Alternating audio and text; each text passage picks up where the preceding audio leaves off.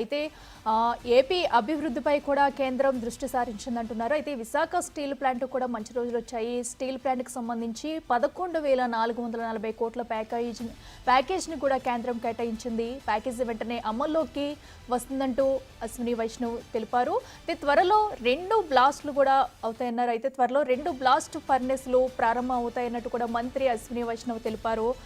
Visakha steel ప్లాంట్కు ఇంత పెద్ద మొత్తంలో కూడా ప్యాకేజ్ కేటాయించడం పట్ల అటు విశాఖ వాసులు, స్టీల్ ప్లాంట్కి సంబంధించిన వాళ్ళు, అటు కూటమి నేతలు కూడా ఆనందం వ్యక్తం చేస్తున్నారు. ఏపీ అభివృద్ధిపైనే కేంద్రం దృష్టి సారించిందని కూడా ఆనందం వ్యక్తం చేస్తున్నారు. ప్రస్తుతం 11,440 కోట్ల ప్యాకేజీని కూడా విశాఖ స్టీల్ ప్లాంట్కు కేంద్రం కేటాయించింది. దీన్ని త్వరలోనే మంజూరు చేస్తామంటూ కూడా మంత్రి అశ్విని వైష్ణవ్ అయితే తెలిపారు. త్వరలో 2 బ్లాస్ట్ ఫర్నెస్లు ప్రారంభం కాబోతున్నాయంటూ కూడా ఆయన వివరించారు. ఈ కేబినెట్ భేటీలో కూడా ఈ నిర్ణయం తీసుకున్నారు. దీనిపై కూడా ఇప్పటికే కేంద్ర మంత్రి రామ్మోహన్ నాయుడు కూడా అటు ప్రధాని మోడీకి కూడా ధన్యవాదాలు తెలిపారు. ఇంత పెద్ద మొత్తంలో ప్యాకేజీని కేటాయించడం, అలాగే ఏపీ అభివృద్ధికి కూడా పూర్తిగా సహకరిస్తుంది కేంద్రం అంటూ కూడా ధన్యవాదాలు తెలియజేశారు. దీనిపై ముడి సరుకు సరఫరా కోసం ఎన్ఎండిసితో చర్చిస్తున్నామని, త్వరలోనే 2 బ్లాస్ట్ ఫర్నెస్లు ప్రారంభం కాబోతున్నట్టు మంత్రి అశ్విని వైష్ణవ్ అయితే తెలిపారు. దీంతో విశాఖ స్టీల్ ప్లాంట్కు మంచి రోజులు వచ్చాయంటూ కూడా స్టీల్ ప్లాంట్ వద్ద అయితే ప్రతి ఒక్కరూ బాణాసంచా కాల్చి కూడా తమ సంతోషాన్ని వ్యక్తం చేస్తున్నారు. ఏపీ అభివృద్ధిపైనే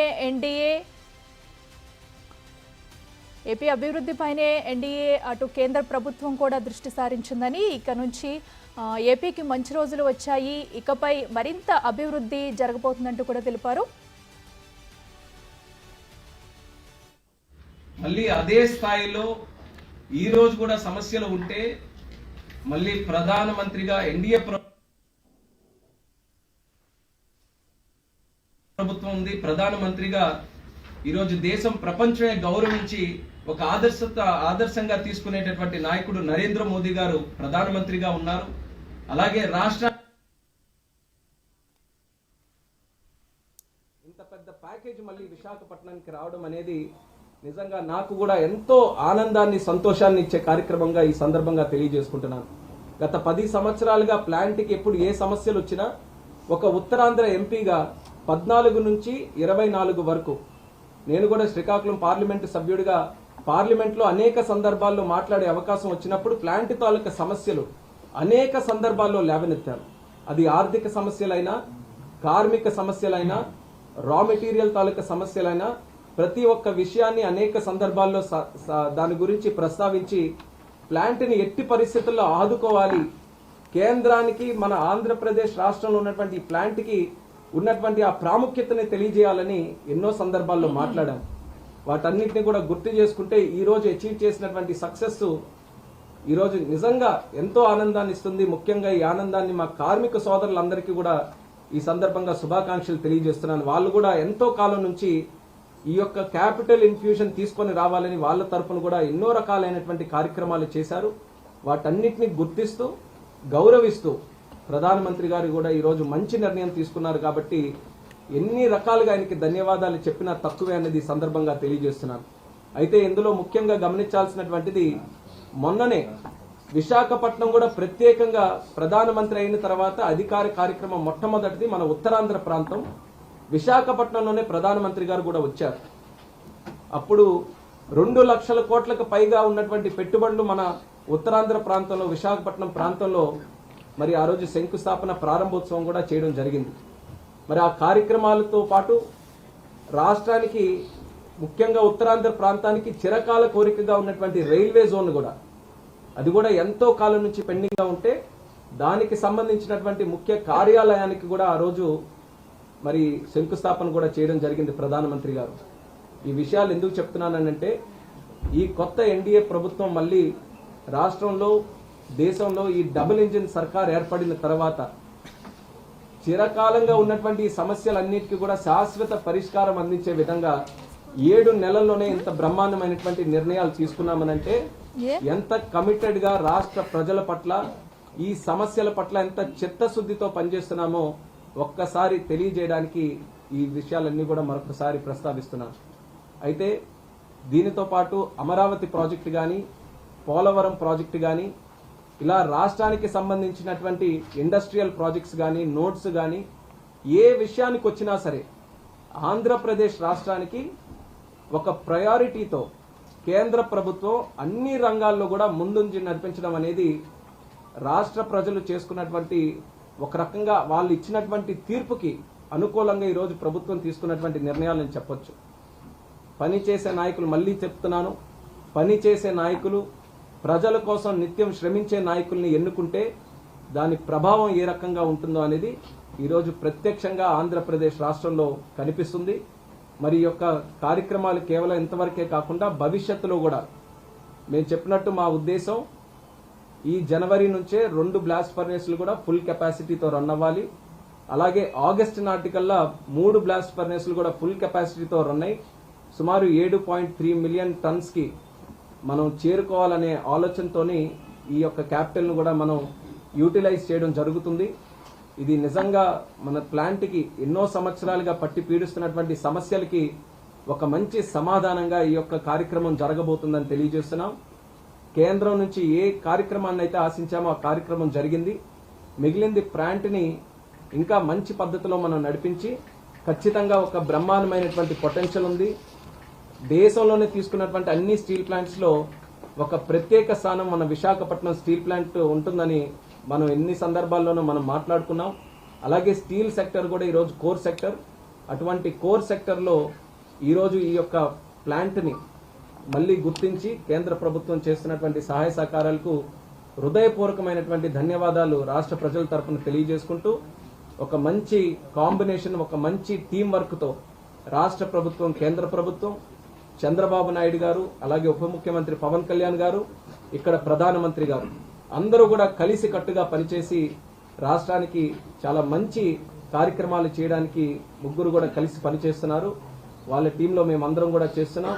అలాగే మన అన్న కుమారస్వామి గారు కూడా ప్రత్యేకమైనటువంటి దృష్టి, ఫోకస్ ఈ యొక్క వైజాగ్ స్టీల్ ప్లాంట్ మీద పెట్టి ఈ కార్యక్రమం ఎంతవరకు తీసుకొని రావడానికి తను వ్యక్తిగతంగా కూడా చాలా కృషి చేశారు. ఎన్నో సందర్భాల్లో మేము కేబినెట్ లో కలిసినా, పలు కార్యక్రమాల్లో కలిసినా ఆయన కూడా ఒక ఆంధ్రప్రదేశ్ రాష్ట్రం నుంచి వచ్చినటువంటి మంత్రి ఎంత తాపత్రయంతో స్టీల్ ప్లాంట్ ని కాపాడుకోవాలన్న ప్రయత్నం చేస్తారో దానికంటే 10 రెట్లు ఎక్కువగా. ఎందుకనంటే ఆయన ప్లాంట్ తాలూకా పొటెన్షియల్ ని రియలైజ్ అయ్యారు కాబట్టి ఆయన కూడా వ్యక్తిగతంగా ఈ ప్లాంట్ ని ఖచ్చితంగా మనం కాపాడుకోవాలన్న ఆలోచనతో మంచి నిర్ణయాలు తీసుకొని సపోర్ట్ చేస్తున్నారు. అదే ఈరోజు శ్రీరామ రక్షగా మారింది. ఈరోజు మంచి క్యాపిటల్ ఇన్ఫ్యూజన్ జరిగింది. ఇది రానున్న కాలంలో మళ్లీ జీవం పోసి విశాఖపట్నం స్టీల్ ప్లాంట్ ఫుల్ కెపాసిటీతో రన్ అవ్వాలి, ప్రాఫిటబుల్ గా రన్ అవ్వాలి. ఈ లక్ష్యాలు పెట్టుకొని రానున్న రోజుల్లో కార్యక్రమాలు చేస్తామని మరొకసారి ఈ సందర్భంగా తెలియజేసుకుంటున్నాం. Today in the Cabinet Committee of Economic Affairs under the leadership of our Honorable Prime Minister Narendra Modi ji, one historic decision has been taken in respect to the Visakhapatnam steel plant in the state of Andhra Pradesh. A decision was taken to provide 11,440 crores capital infusion to revive the plant, to streamline the activities and to make the plant much more profitable in its operations in the coming days. This has been a long pending demand from the people of Andhra Pradesh and especially the people working within the steel plant. And I would like to sincerely thank the Honorable Prime Minister Narendra Modi ji on behalf of the entire state of Andhra Pradesh and especially all the 5 crore Telugu people for listening to them, for respecting their sentiments and trying to protect the plant by giving this capital infusion. And in fact, our Honorable Chief Minister of Andhra Pradesh, Chandrababu Naidu ji, in the last 7 months, after the formation of new government in the state of Andhra Pradesh, and with the double engine sarkar in both the state and the central government, whenever Chandrababu Naidu ji has come to Delhi to meet the Honorable Prime Minister, he has been constantly requesting for support in the Visakhapatnam steel plant. And now, with the wholehearted support from the central government this day, we have seen it become a reality by the capital infusion today. And I would also like to take this opportunity to thank one other important person who had made this possible, that is our Honorable Steel Minister Kumaraswamy ji, who has taken personal interest in the revival of this plant. Within 1 month of taking charge as steel minister, he has visited the plant.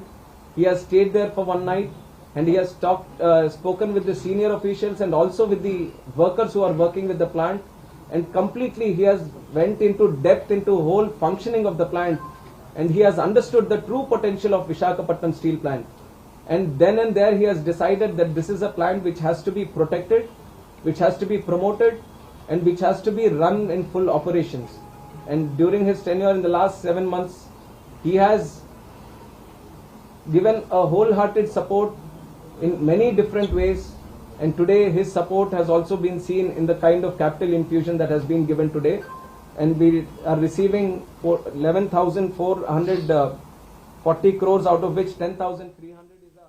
ఇక Visakha steel ప్లాంట్కు మంచి రోజులు వచ్చాయి. కష్టాల సుడిగుండంలో ఉన్న ఫ్యాక్టరీని కాపాడుకునేందుకు కేంద్రం ముందుకొచ్చింది. మొత్తం 11,440 కోట్ల ప్యాకేజీ కేటాయించింది కేంద్రం. ఈ మేరకు కేంద్ర మంత్రి అశ్విని వైష్ణవ్ అధికారిక ప్రకటన విడుదల చేశారు. ఆర్థిక వ్యవహారాల కేబినెట్ సమావేశంలో ఈ ప్యాకేజీకి ఆమోద ముద్ర వేసినట్టుగా కేంద్ర మంత్రి తెలిపారు. విశాఖ ఉక్కుకు ప్రకటించిన ప్యాకేజీ తక్షణమే అమల్లోకి వస్తుందని అన్నారు.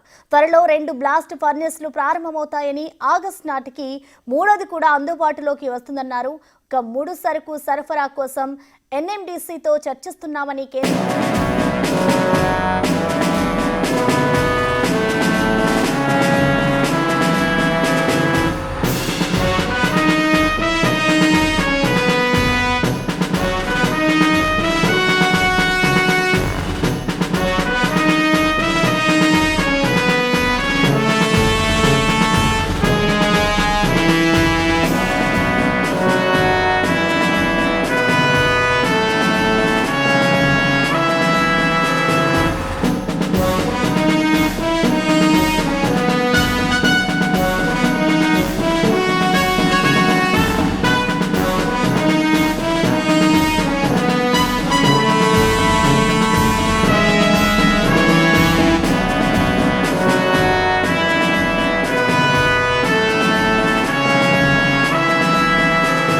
तो 40 करोड़ रुपए का पैकेज कल कैबिनेट की सीसीईए में अप्रूव किया है। ये बहुत बड़ा एक रिवाइवल पैकेज है। आरआईएनएल देश के स्टील सेक्टर में एक बहुत इंपॉर्टेंट कंपनी है जो कि आंध्र प्रदेश में स्थापित है। और ये यूनिकनेस है इसकी कि ये पोर्ट बेस्ड स्टील प्लांट है। इसमें जो हिस्टोरिकल प्रॉब्लम्स थी उनको सॉल्व करने के लिए फ्रेश इक्विटी इन्फ्यूजन और वर्किंग कैपिटल को प्रिफर्ड शेयर कैपिटल के हिसाब से 11,440 करोड़ रुपीस का पैकेज बना है। इससे आरआईएनएल के फंक्शनिंग में इमीडिएट इंप्रूवमेंट आएगा। शुरुआत में 2 ब्लास्ट फर्नेसेस से काम स्टार्ट कर देंगे जल्दी से, और अगस्त तक आते आते 3 ब्लास्ट फर्नेस से फंक्शनिंग इसकी पूरी होगी। आरआईएनएल के रॉ मटेरियल के टाइप के लिए भी काम चल रहा है। एनएमडीसी से टाइप है। साथ ही साथ आरआईएनएल के जो सब्सिडियरी कंपनीज हैं उसमें भी ध्यान देकर रॉ मटेरियल की सिक्योरिटी लाई जा रही है। ओवरऑल जो माननीय प्रधानमंत्री जी का आत्मनिर्भर भारत का बहुत बड़ा एक विजन है, उसमें आरआईएनएल की एक महत्वपूर्ण भूमिका रहेगी। भारत में जिस तरह से स्टील की डिमांड बढ़ रही है उसमें आरआईएनएल एक महत्वपूर्ण भूमिका निभाएगा। आरआईएनएल के सभी कर्मचारियों को और उससे जुड़े हुए सभी पूरे के पूरे इकोनॉमिक एक्टिविटीज में जुड़े हुए सभी लोगों को शुभकामना, और माननीय प्रधानमंत्री जी को बहुत धन्यवाद कि इतना एक बहुत शानदार पैकेज, बहुत ही बड़ा एक पैकेज